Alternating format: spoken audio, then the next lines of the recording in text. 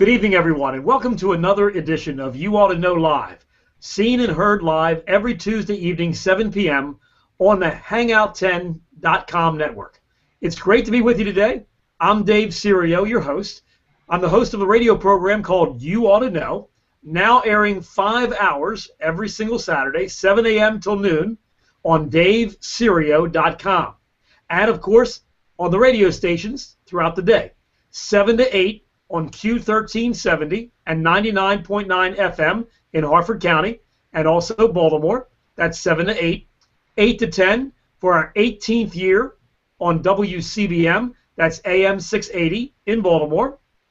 10 to 11 on 740 The Game in Orlando, Florida. And 11 to 12 on AM 930, Free Talk 930, WFMD in Frederick, Maryland. All of it can be seen and heard, video and audio streaming at DaveSerio.com. And for more information on how you can watch and listen to the show, or listen to the show by other ways like iHeartRadio and your computer, go to the homepage of DaveSerio.com. Well, the infomercial is over. It's time to join my friends. We have a couple guys with us tonight, Michael from the Shine Shop and Dave Winward from Jasper Engines and Transmissions. But let's get to Mike right now. Mike from the Shine Shop. Hey, Mike, how you doing, buddy? I'm good, Dave. Thanks. Good. We're getting a torrential rainstorm today in the Baltimore vicinity, something you should be happy about because cars are going to get dirty. That's right. Cars do get dirty. Fortunately, today we had a customer that's been with me for 13 years, and these were his regular big black Suburban that he uses for work, so he doesn't mind if it gets rained on again. He just makes sure it gets clean and gets waxed. Very good. Very good. As I like to describe you, you're an extreme detailer. One car per day is usually your appointment schedule. Sometimes, if it's a real mess, sometimes it takes more than a day. But you not only detail cars, which of course is your goal is to get the car as clean as possible, up to over 95% of its value, or it shows 95% of it's clean, but you also put special treatments on cars. We do a synthetic sealant called Ammo Skin out of Ammo in New York City. Larry Casilla owns the company. Very good synthetic sealant, one of the best I've ever used.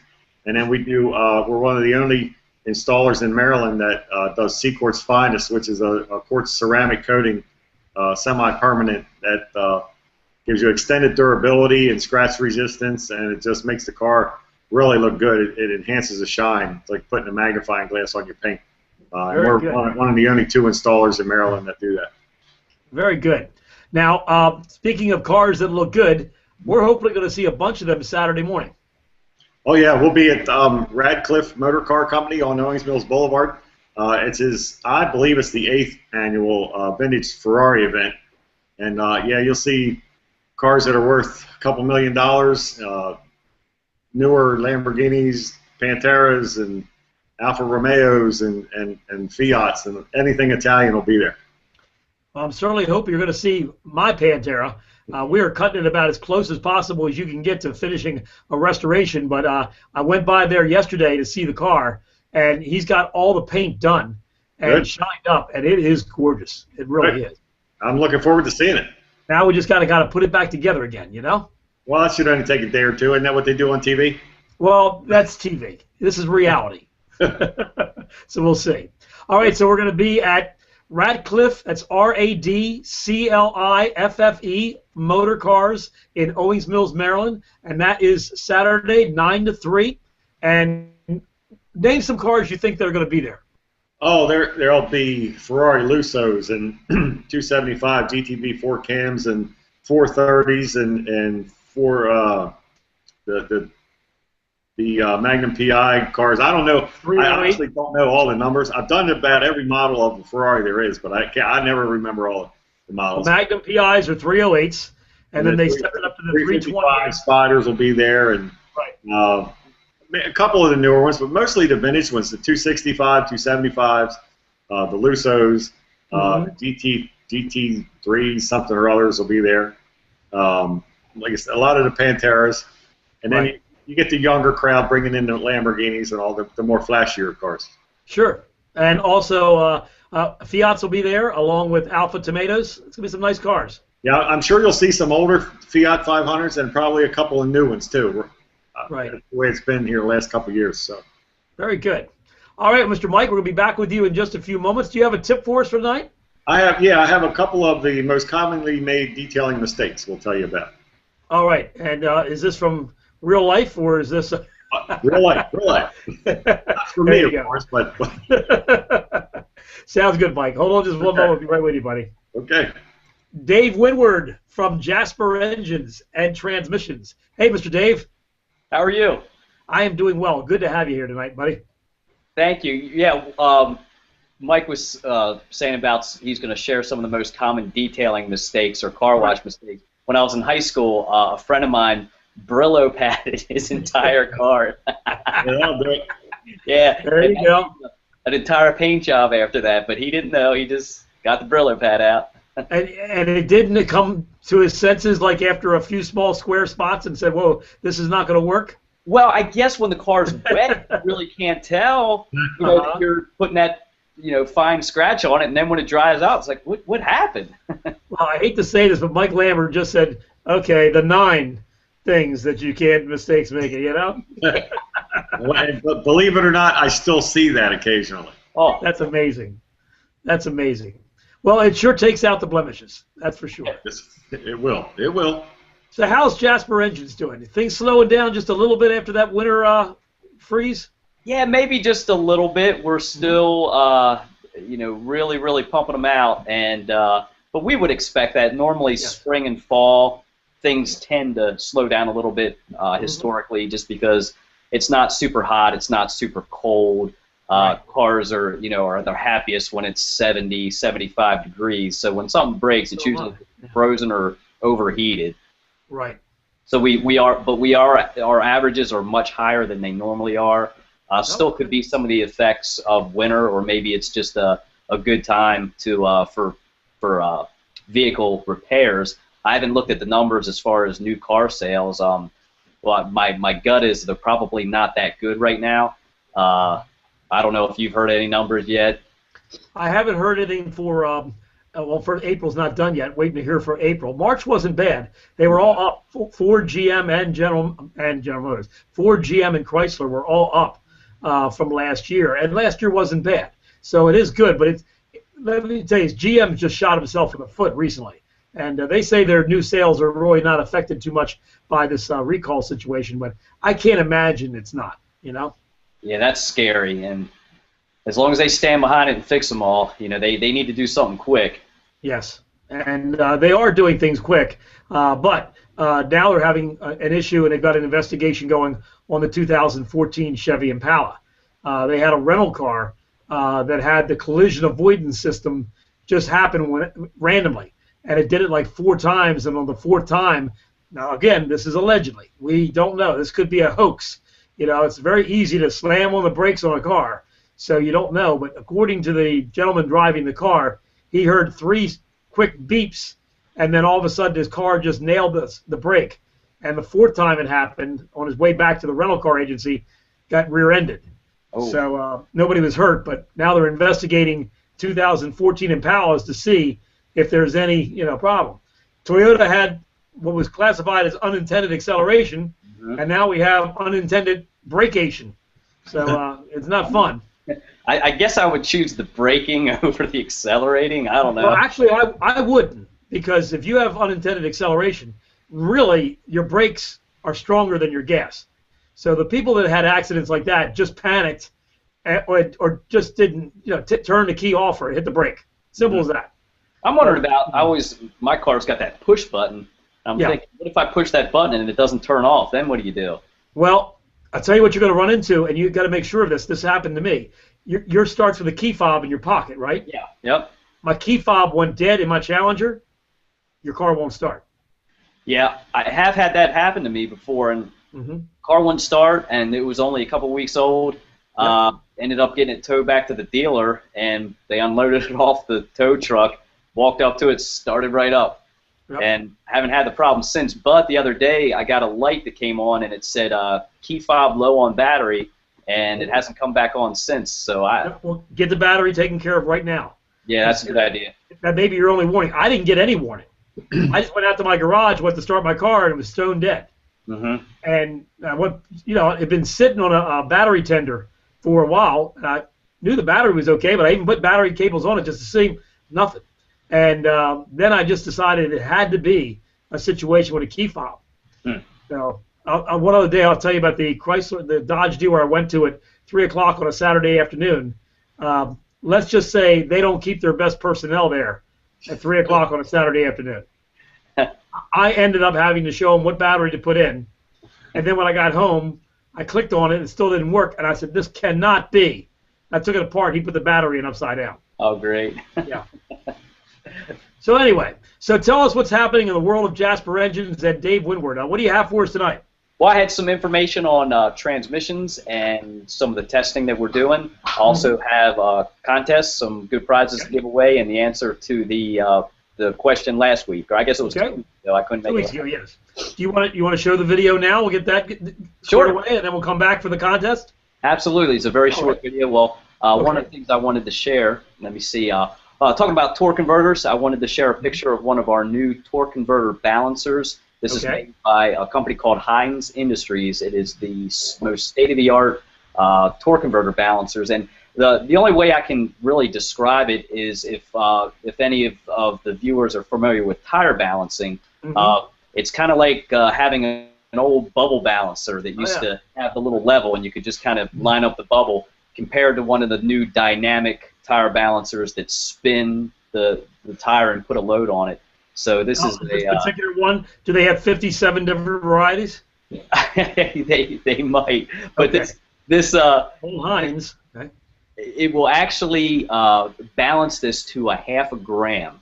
Or actually, I'm sorry, I think it's a tenth of a gram, which is a very, very accurate balance. The shaft in the middle actually lines up all the internal components of the transmission, and keeps everything in line, and it will also fill it up with fluid, so it gets a really, really accurate balance. Well, this is pretty interesting because Mike doesn't usually hear the word gram unless he's in the middle of one of his drug deals. That works out pretty good, you know? well, let's move on. No, but this is neat. I wanted to share this picture. This is a really interesting chart we came up with a few years ago that shows how transmission fluid temperature can affect the mileage of the transmission. If you look all the way at the bottom, 175 degrees, and you're looking at about 100,000 miles plus of transmission life. And you can see for each 25, or some of them are maybe 50 degree increments. I think they're 25 degree increments. Yep, they are. Look at 275. If your transmission's operating at 275 degrees, you're only going to get probably around 5,000 miles. If it's at 325 degrees, you get about 400 miles out of that transmission. Because that fluid will just cook at 325 degrees. And I had some guy call me on my radio show this Saturday. It was talking about that his transmission fluid light came on saying excessive heat. And the first question I asked him was, what were you towing? And he was like shocked, like, how did you know I was towing? And then it turned out it was a horse trailer. So that'll do it. Absolutely. And a lot of times what we see, if a transmission fails, it'll clog the cooler because of all the material from the failed transmission. Sometimes it doesn't completely clog the cooler, but it might only partially clog it. So what might have been running 175 degrees before, but now all of a sudden you're running at 225 degrees, and then you call Jasper up a year later after 30,000 miles, and you say, well, why did my transmission fail on 30,000 miles? So we give you another transmission. Guess what? 30,000 miles later, it'll fail too. So we really stress the importance of changing that cooler or having it properly flushed, or just adding an external cooler. So that's a neat chart. And I have a quick video here on transmission dynamometer testing. Alrighty. Here we go. I got to give you credit for anybody who can pronounce dynamometer right. The body has been assembled to the transmission, and the completed assembly has passed pre-inspection. Every Jasper automatic transmission is dynamometer tested. Thorough testing is done on one of 15 dynamometers at various temperatures and loads to simulate different road and driving conditions. Performance is measured at varying RPMs at full and closed throttle. Shift points and pressure readings are checked. clutch and servo pressure is monitored, transmission fluid flow is inspected, and if the transmission has a lockup converter, output shaft RPMs and the lockup pressure are checked. Each transmission receives a stall and a park test, as well as a thorough examination for noise and leaks. Each step of the testing is precisely recorded for future reference. Dynamometer testing is one additional step Jasper takes to provide you and your customers with the perfect product. Very good. Now, I hate to say this, but those things sound just like the 50s type of things, you know? Nancy and John are making their way to the cafeteria. Isn't the cafeteria lady nice, you know? Well, our in-house, I don't know what I'd call them. The video and audio production. Yes, yeah. His name's Jim Ball. He's a great guy, and he used to have a radio show. He used to be a morning DJ, so he definitely has the morning DJ kind of sound. Yes. It's the rock of the sound, and we're here at 7 a.m. It's 7:01. Yeah. All right, very good. All right, very interesting, sir. Thank you so much, and we're going to get back to you in just a few minutes, and then you can give us the results of the contest 2 weeks ago and the new contest. Absolutely. Is that okay? All right. Thank you, Mr. Dave. You're welcome. Mr. Mike, back with you, sir. Detail guru. Tell us some of the mistakes that everyone in the world has made except for you. No, I have made all these at some time in my past. So okay. I'll confess to that. Not the Brillo pad, though. Not the Brillo pad. No, I've never done that. I've never done that. I don't know why, but I never did it. Even when I was a kid, I never did that. So. Well, if you look at the outside of the container that the Brillo pad comes in, common sense should tell you this is not what you use on car paint. But, you know, you never know. I have seen that recently, as a matter of fact. So that's probably one of the easiest things people do, or that's wrong, is they use household cleaners on the inside of their car. Okay. If you use those to clean like your floor mats, like you use Fantastic or something like that, the problem is that they'll dry. You can think you got them all dry, and then once you get back in there with your wet shoes, like on a day like today, it reactivates. So it gets slippery, and it just gets dirty again quicker. So automotive cleaners are designed not to reactivate when they get wet again. Does that make sense? Yeah, that does. All right. Using the cheapest car wash you can find. If you go to the store and you buy the 5-gallon jug of car wash for $1.50, it's a really, really aggressive product. So it's designed to get your car clean fast, which means it's taking the wax off your car. So I tell people, buy the more expensive ones.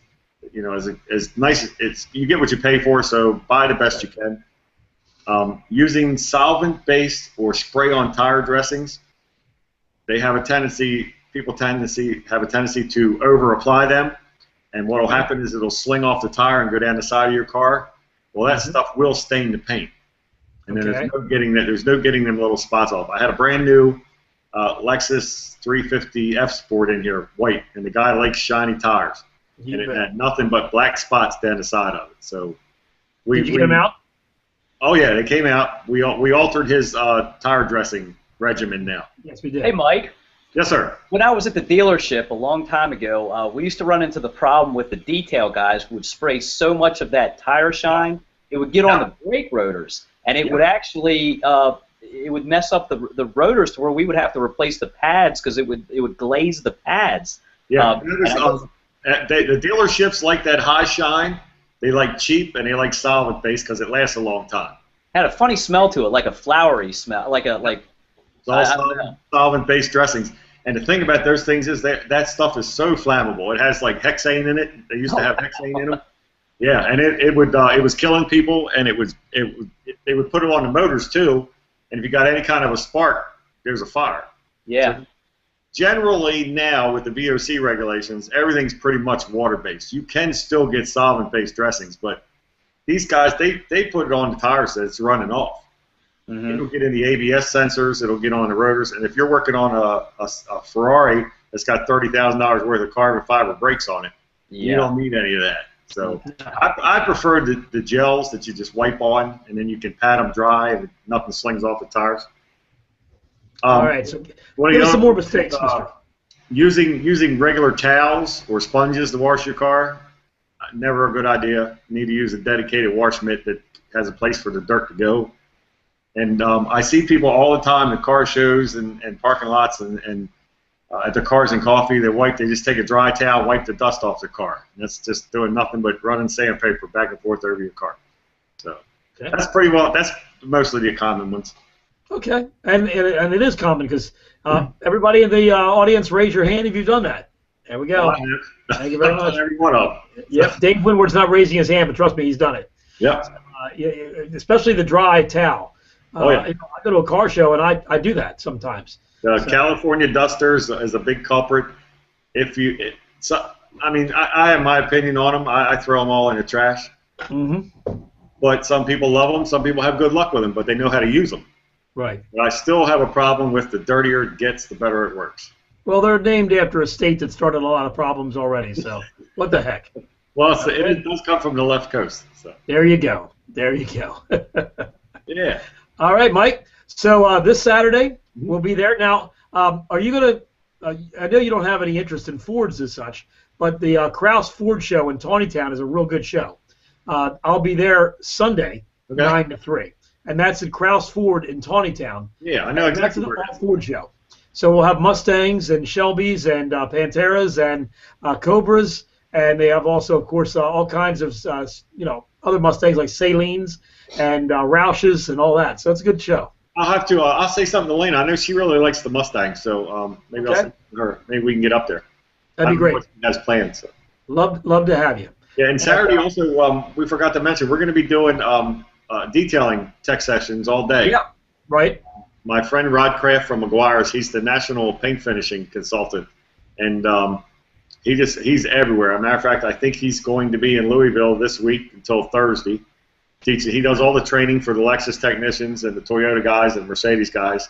Well, I was wondering what you meant, national paint finishing. I was going to think he just walks up and goes, yeah, I like that, and that's what he does. No, if there's a problem, or if the dealerships are having problems, or the manufacturers are having problems, he's gone to the Port of Baltimore several times and had some issues with paint coming in and the new Fiats coming in with the wheels scratched. McGuire, they'll call McGuire's and try to figure out what the problem is, and they'll send him. Do you know what some of those problems were? Do you have any idea what caused them? The Fiat problems with the wheels, they were having problems with the plastic caps that come on them when they ship them to keep them from getting damaged. They weren't put on tight enough, so they were scratching them on the boats coming over. And they sent him down to figure out a way to polish them out all because it was like $3,000 a set for the wheels. Woo! And he didn't want to have to replace them all. Right. So issues like that he deals with. The newest, he does a lot of testing for their products and things like that. He was full-time with McGuire's for 10 years, and then now he's a consultant. So he'll be there. Eric Leonard from Dealer Goodies, they sell any kind of McGuire supply you want, along with a couple other brands. He'll be there with his truck, and people are welcome to purchase things. So it'll be a big day. And both those guys, by the way, are great guys. I mean, they really are genuine when they want to help people. Oh, absolutely. Yeah, Rod's probably the nicest guy I've met in the car industry. And thanks a hell of a lot. Next to you guys. Thanks a hell of a lot. No, too late. Didn't save that one, mister. I'm telling you. You even had to throw automotive business in there to make sure you got Dave and I. Okay. We understand. Well, that's all the time we have for Mike Lambert. There we go. Yeah, you just hit the button, didn't you? Give out your damn phone number, mister. The phone number is 410-833-1632, and the website's theshineshopautodetailing.com. I didn't say give you the website. You went too far on that one. I'm just saying phone number. I can't see it's on the screen. Okay, gotcha. TheShineShopAutoDetailing.com. Yes, sir. And 410-833-1632. 10:30 this Saturday. You'll be having a special. Hopefully, we'll have a crowd around you doing a special tech session. So if you want to know more about detailing, inside and out, what products to use, what products not to use, and we're not there. I mean, yes, McGuire's is going to be there, and you use McGuire's. Yep. Just like I use BG products in my shop. But this is not a shove McGuire's down your throat type of session. This is a session that really will help you if you want to learn how to clean your car the right way. Yeah, it's all about technique. There's never a sales pitch. Even when I go to the classes that's sponsored by McGuire's, it's never about sales. It's always about how to do things. Right. Very good. Looking forward to it, Mr. Mike. Yes, sir. I'll see you then. All right. my second best buddy. Let us go to Dave Winward here. Dave, did you believe that, how we got thrown under the bus there? I know. I just, I'm hurt. I'm confused. Yeah. Hey, I got a question. Yeah, man. I heard on the news this week, I saw an ad, Nissan says they have a new paint out that resists dust and dirt. And when I looked at it, it seemed like it was some kind of like one of your coatings, Mike, like. I think it's like C-Quartz. Did you read about this, Mike? I've read a little bit. I haven't really. I got an article in there I meant to read tonight. It's kind of weird how you brought that up, but it's I think it's going to be along the lines of their self-healing paint. I don't think it'll be around long. What was self-healing paint? Something that was self-healing paint was a paint that they put on. They started with the Nissan GTRs. That if you scratched it, and as long as it didn't go through the paint, you could sit the car out in the sun, and the paint would actually re-level itself. Oh, so it wasn't dry. It was. It was plastic. It's all plastic, basically, but it would re-level itself from the heat of the sun. The problem is they were just a royal pain to detail. The paint was so sticky you could barely polish it. Huh. So they no longer do that. The thing that they have there for Nissan sounds like very similar to C-Quartz. Yeah. It's like water and dirt repellent, and it gets on there and it just wants to get off. It sounds very similar to a C-Quartz type of product. From what I understand, it's made by the company that makes a product called Never Wet. Okay. I don't know if you've seen that or not. Home Depot has it and all. I think it's a 3M product. I'm not positive on that. But they actually show if you spray it on your shoes, you can dunk your shoes in the water, and when you pull your shoe out, it's perfectly dry. So I think it's along those lines. I have to read more about it this evening. Yeah, they did say in the article that they don't believe that they're actually going to be putting it in on a mass-produced car. Yeah. So we'll see what happens. But it sounds like a neat idea. I know it sure hurts the detail business, but no, it won't hurt because it's not. There's nothing scratch-proof. Right. And there's nothing stain-proof. Right. And when you go to polish it out, it comes off. There you go. All right, we'll see what happens. Thank you, Mike. Back, Mr. Dave again. Mr. Dave, interesting stuff. What do we have for results from 2 weeks ago with the contest you had? The question I had was, what does Hemi stand for? And no one gave me the correct answer. So any guesses, Dave? Oh, well, let's see. Use lots of gas. Yeah, man. No, I don't know. So you might as well just go ahead and give the answer. Make me all look dumb. Hemispherical. Yes. Hemispherical? Yeah. Okay. Well, see, I'm sorry. I thought you were looking for, maybe somebody else did too, of what HEMI stood for. I knew that, but I thought you were looking for something like what they call it, a sonogram or whatever. When you have not sonogram, but when you have the letters stand for something, you know. Oh, okay. Well, Hemi, does stand for hemispherical, which is the shape of the combustion chamber. Right. The interesting thing is when you look at some of the old Hemis, they have two valves and they have a perfectly half moon shaped combustion chamber, and that's a Hemi. Right. The new Hemis are not a Hemi combustion chamber by any means. So yeah, it's basically just the market the name Hemi because it was so popular back in the 60s and 70s. But most of the newer combustion chambers are very odd shaped. Most of them look like two kind of kidneys put together, and they help the fuel and the air mixture swirl, and they're computer designed. The old the big, 426. 440s and 383s and the big ones. And actually the 426. The top fuel guys, those engines are still based on a Hemi, and I think they still use that style basically just because of it's a lot stronger combustion chamber. They're running such high compression that I don't really think they care about too much efficiency. It's more just what's going to hold up. So that's what the Hemi is. So I got a fun contest. Okay. And this is back to grilling season. Unfortunately, I do not have any of the barbecue sauce yet. Okay. But I am trying to get one. So today's prize is another one of these awesome T-shirts. Okay. But let's talk about grilling season. So let me put my. This is one of the guys at the factory made this. So, boy. And now here's the question. Yes. I don't need to know exactly what engine that is, but if you can tell me the brand of engine, whether it's a Ford, GM, whoever's comes the closest, I'll get the T-shirt too. But look at that thing. If this is Jasper in Jasper, Indiana, it's definitely American. I can tell you that right now.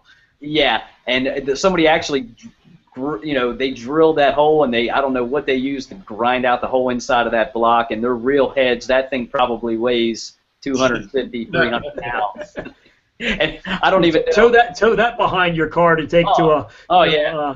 That'd be something. But I've seen some fake ones before, but that's right. A real engine. That's incredible. That's in our factory. Okay, the first person that can tell Dave what manufacturer of that engine is gets a free T-shirt. And, of course, it's the first person to give the correct answer at jasperman73@gmail.com. All right, mister. Thank you so much for being with us this evening, Dave. No problem. Thank you. Appreciate you always being here. And we had lunch, was it last Friday? Last Wednesday. Last Wednesday, and I got a chance to meet your daughter. She is a great little kid, I'll tell you. Yeah, she put on a good show. Is she feeling better? Yes, but then whatever she had, I have, and my wife has it, so I am feeling terrible. Well, she's not only a good kid, she's a very sharing kid. Yeah. There you go. Well, I hope you feel better, buddy. Thank you. And thanks for joining us. Back to Mr. Mike Lambert from the Shine Shop. My second best friend in the world. It's great to have you here, mister. And thank you so much for being with us tonight. Better to be second than last. There you go. Unless, of course, it's a two-man race. We're going to see each other Saturday. Yes. I want to remind you that you're going to call me just like you normally do from your cell phone, okay?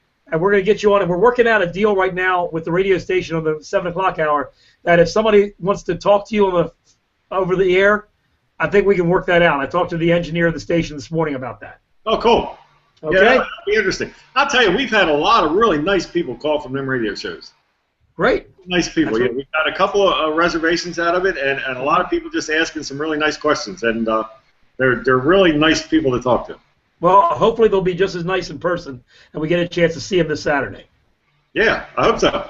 Okay. Sounds good, Mike. Thank you very much for being with us tonight. My pleasure. Thank you. Right. Ladies and gentlemen, I'm Dave Serio, your host for this evening. Hope you've enjoyed this episode of You Ought to Know Live. We're seen and heard live every Tuesday evening, 7 p.m. Eastern Time. If you're watching this in the archive, we'd love to have you join us live. We're part of the Hangout10.com network, and it's been a pleasure talking to you this evening. Look forward to talking to you Saturday morning on the radio. I'm Dave Serio. Have a nice evening.